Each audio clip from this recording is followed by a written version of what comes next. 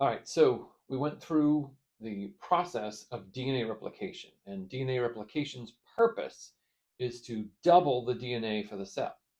Why would cells double their DNA? So the cells can divide into two new cells. So that's the point of it. Usually we call this process or refer to it as mitosis. Right? Really, it's part of a larger process called the cell cycle, where the cell is preparing to divide, doing things like synthesizing new DNA and proteins, and then actually going through the division process and then going through additional growth, which could be related to size, but usually not like it's getting much bigger. It's more producing more membranes and all this other material. So there's a lot of construction of new material that has to take place at different times. So there's these growth phases, which are the construction phases, and then there's the division phase. And so what we're focused on is what is often referred to in that as the M phase of the cell cycle. And the M phase is the mitotic phase, so this stage where the cell divides. There are really two parts of this cell division process, and they could be kind of broken down into karyokinesis and cytokinesis. So karyo refers again to the nucleus. So that's what we're focused on mostly. We'll talk about the other part a little bit.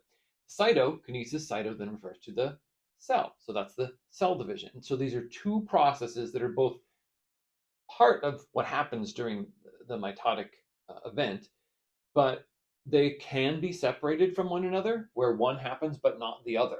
And that does happen in some organisms, where you have nuclear division, but not division of the cytoplasm, and you end up with a cell with two nuclei, as opposed to a cell with each cell with only one. So that's the idea. Starting off here, we're going to call this interphase.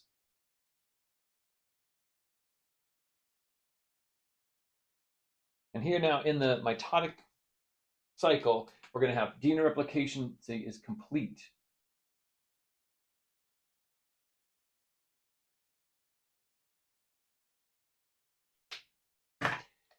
With it being complete, we now have double DNA. But if you were to look at the cell, now you might not, I don't draw them here initially, but you might not be able to actually see the nuclear envelope surrounding the chromosomes, but it would be there. And the way you would know it is because the chromosomes would be all clumped together in one area of the cell. And if a dye were applied to the DNA, you would just see it in this one little area. It doesn't have to be dead center, it could be off center. It could be different sizes. For some cells, the nucleus takes up a majority of the cell. For some, it's only a small portion of the cell. So that is highly variable. You kind of see these sort of depictions, and then there's reality, and that reality is variable. There's not only one way to have this. But this is the basic idea, so you can learn the process. So DNA is found in the nucleus. You can't really see the chromosomes or anything like that. They're stringy, and they're all spread out. So keep something like this in mind as well. Human cells.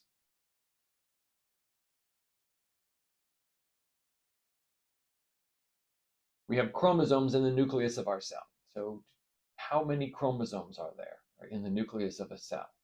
Right? Do you know how many chromosomes humans have?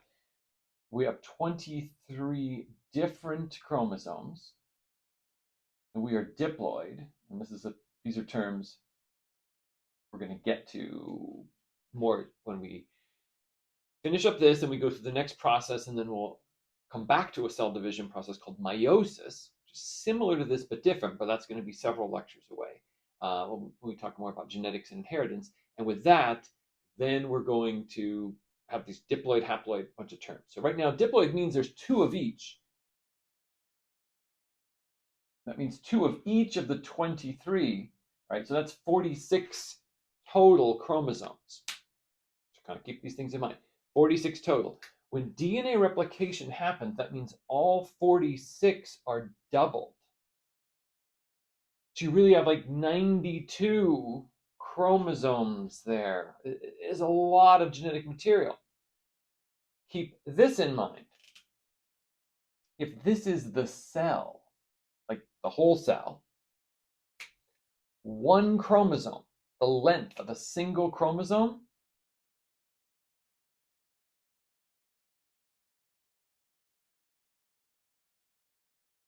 if we were to stretch it out, they vary in length. But one chromosome can be 10 in length, 10 times the diameter of a cell. So if this is the cell diameter across it, 10 times that would just be one of them. We have 46 of them. After DNA replication, there's 92 of them, and they're all packaged into one small compartment, which seems nuts, right? Because if you've ever spooled up cord, even electrical cord, let alone like something like it's very thin and narrow and stringy, the idea that it's going to become knotted or tangled, or that you're ever going to be able to pull it apart in an organized way seems impossible.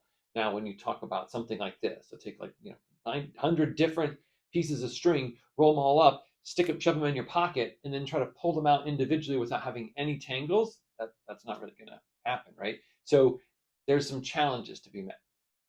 So part of those challenges are met by what we call the events of prophase. So if you had 100 different pieces of string, each one of them was coiled around a little spool. So essentially you had 100 little spools, and you shove them in your pocket and then pull them back out. Well, you can pull out one spool at a time, different spools, and they typically probably would not get tangled. So the idea is, before replication can begin, you have to have DNA replication occur. Once it's complete, then cells enter into prophase. And in prophase, the chromosomes condense.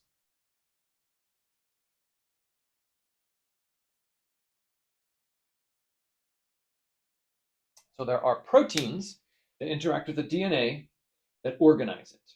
Without going into all the details, the DNA does actually move around these proteins called histone proteins, this. The DNA goes around them, and then these things can be folded to interact with each other, and then they can condense the DNA into these very tight little packages. One thing people often use as a description for the phase called prophase is they say that's when the chromosomes become visible, as if they're becoming visible for us to see them. All right, so it has nothing to do with us being able to see the chromosomes, right? It has to do with them needing to be condensed and organized to divide, and it just also so happens when they become so dense through a microscope you can actually see them. You'll actually be able to see that. So the way you also know it's prophase is that they're still contained within the nucleus, and while you can't see the membrane, you'll see them all in one compartment. In between what people usually have as prophase and then they go right into metaphase, there's an intermediate phase, because something else is happening at the same time here. In the cell, I'll just get a different color here. I don't know if this will work. In the cell, you're having structures called Mitosis. So this is called a microtubule organizing center. And the microtubule organizing centers are going to be creating these things called microtubules. And some of them are going to attach to the cell membrane like this. And there's going to be two of these. Every cell has one, but then they have to duplicate for cell division because every cell needs one. So then you have two, and they move to opposite sides of the cell, and then they're going to start putting out these little filaments. They're going to anchor themselves. They're going to start to search out to find chromosomes, and they're going to also attach to each other. So that's going on right now.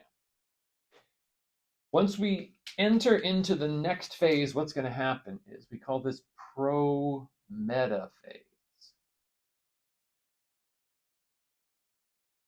Okay, so in Prometaphase, the main thing that happens here is the nuclear membrane breaks down.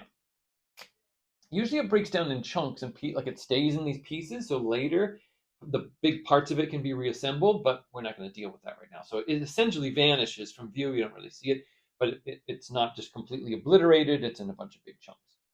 Now the chromosomes are free, so a characteristic under the microscope of what would this look like is that the chromosomes are kind of like all spread around the cell. They're not focused in the center. They're not organized. They're not being pulled apart. They're visible. You can see them distinctly, but they are wherever they happen to be. But what's actually going on during this stage is that this is where these MTOCs are sending out these tubules, and the tubules are starting to attach to the different chromosomes. And once they attach, they start to pull on the chromosomes. So they kind of grab them, and then they start to yank them. So the MTOC from this side grabs this chromosome here, and then one from this side grabs the same chromosome. You notice I'm kind of drawing these X's, and some of them it looks like there's two separate things. So let's go back and do a little bit of, now that we can see them, let's explain a little bit more of what we're looking at. So remember the DNA, right, is double-stranded like this. And then it would, when associated with the proteins like this, form a chromosome, which would be then this structure that under a microscope you wouldn't be able to see this structure, but you might be able to see, some kind of chromosomal structure like this. But it's never in this state where it's actually kind of condensed, where you can see it's all usually spread out.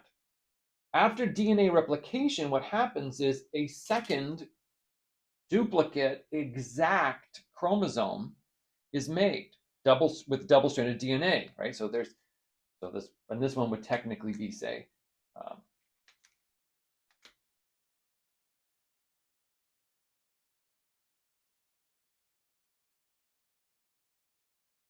so some of the original one and then the new one, and so, but then this is double-stranded DNA, that's double-stranded DNA, but they're held together by a little protein ring, and they can't be pulled apart.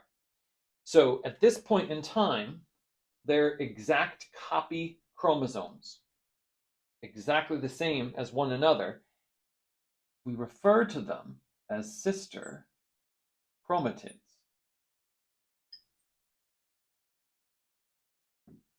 Okay, so these sister chromatids are exact copies of the chromosomes that were made by DNA replication. So DNA replication actually produces the sister chromatids, who are held together. That's why I said at the end of DNA replication, we often show like the two as separate, but that doesn't happen at the end of DNA replication. That happens at the end of mitosis. So now that's kind of how these two things are really intertwined, with one another. So DNA replication actually produces something like this. That's what we're kind of looking at here. These little X's are kind of representing the two sister chromatids. One string attaches to one half of it, like here, and it's trying to pull it that way. The other attaches to this half of it and is trying to pull it the other way. But they're held together by that ring, so they can't be pulled apart. So what happens then is there's this little tug of war. So this one's pulling in this direction, this one's pulling in that direction. Neither can overpower the other. It's a tie, and that tie is referred to as metaphase. And people will refer to metaphase as, you'll read this, when chromosomes line up in the middle of the cell, as if they themselves are lining themselves up, as if the chromosomes are kind of like swimming over and saying, hey, let's get in the middle. It's like they're inanimate. They don't do anything. They have no ability to move at all, right? They're just sitting there, floating. It's these proteins who attach to them and start to pull on them. And since they're being pulled on from two directions, they end up in the middle. So they appear lined up in the middle of the cell, and that's what we refer to as metaphase. So you have all these, however many there are. I'm just drawing 3 here, but keep in mind, in reality, say for your cells, there'd be 46 of these. Eventually, there's a signal, which we're not going to get into the details of, but that signal tells that little ring protein, the one that's wrapped around the two sister chromatids, to release, and it gets pulled off. What happens now is that the chromosomes or the sister chromatids get pulled apart. So we call this then anaphase. So anaphase is a phase of motion. Okay, so anaphase is where the sister chromatids are actually being pulled apart. There's kind of an early anaphase, a middle anaphase, late anaphase. It all depends kind of when you're looking at it. So they may be just slightly pulled apart. They may be very far apart. They may be almost at the opposite ends of the cell. And those things could all be referred to as anaphase. It's kind of, some of it is specific and some of it is a little bit subjective, kind of beginning and the ending parts of it. But generally, it's a phase of motion where they're being pulled apart. And usually it's very quick. They go to opposite sides of the cell. Meanwhile, the other thing you can